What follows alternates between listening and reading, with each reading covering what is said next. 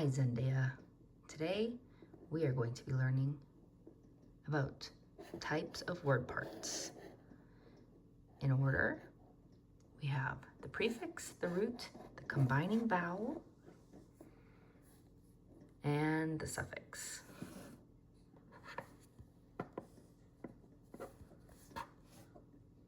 Prefixes are words like myo, sub, anti. They are added to the beginning of the words to modify meaning. Root words come next. Words like cardi, cutane, and bio. They are the heart of the word, this subject matter.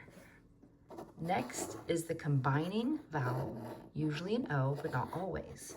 If the root word ends in a vowel and the suffix starts in a vowel, then we do not have two vowels. Not two, just one.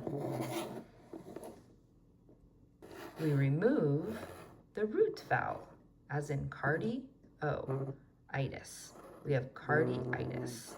Two vowels, only use one. Drop the O, use the I. Unless, because there's always an unless. If we have two root words, such as gastro and entero, then you use both the O from gastro and the E from entero. You do not drop either one of these. And at the end of entero-itis, the beginning, you would drop the O and keep the I. And last but not least, we have suffixes. Suffixes are words like itis, us, and tick. They belong at the end of the word, and just like a prefix, they modify, usually indicating a procedure, a condition, a disease, or disorder, what is happening or what is being done.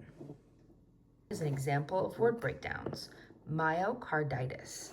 We have myo, prefix, cardio, root, and the vowel, and then suffix, itis. Once again, we have O and I, so we drop the O, keep the I, and we have myocarditis. And that means muscle heart inflammation.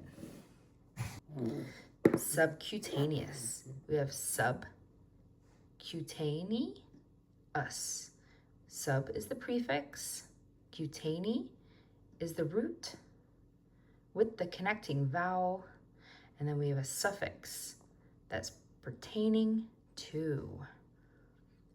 Once again, we drop the E because we have an O. Vowel, vowel. So we have to drop the E. Under or below the skin pertaining to.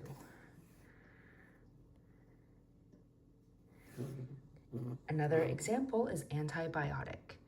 Anti would be the prefix, bio would be the root word, and do you notice that there's no extra vowel? It's O to T, which means we keep the O next to the T, and this means life and pertaining to. Now, to fully understand these words, read them backwards. Inflammation of the heart muscle, pertaining to below the skin, and then pertaining to being against life. Remember, kids, when building terms, remember to use a combining vowel. It helps the word flow. Break into parts, move backwards. Look at the word. What do you recognize? The prefix, identify the root word. What should be left now is the suffix. Remember, when combining root words, keep the first combining vowel even if the second root word has a vowel too. Confusing suffixes. Rage, as in hemorrhage, can be confused with rhea, as in diarrhea, those pesky double R's. Make sure you check hemorrhage, as that's heavy bleeding, and diarrhea is frequent discharge. Very close, but not the same. Another example is hypo or hyper, as in hypothyroidism and hyperthyroidism. Some might say it's two sides of the same coin, but hypo means under and hyper is over. One last confusing one is itis, inflammation, and otis, abnormal condition. They even have the same root words, which can be extra confusing. Arthritis and arthrotis. Arthritis is joint inflammation versus arthrotis is joint degeneration. Define these suffixes with me. Gram, to record. Graph, the instrument of how we record. Graphy, the process of recording. Scope, the instrument used visually. Scopy, the process of the literal exam. Tomy, the act of cutting, making, and opening. Ectomy, the removal of something. And stomy, the creation of something. Well, Zendaya, thank you for coming to my little classroom.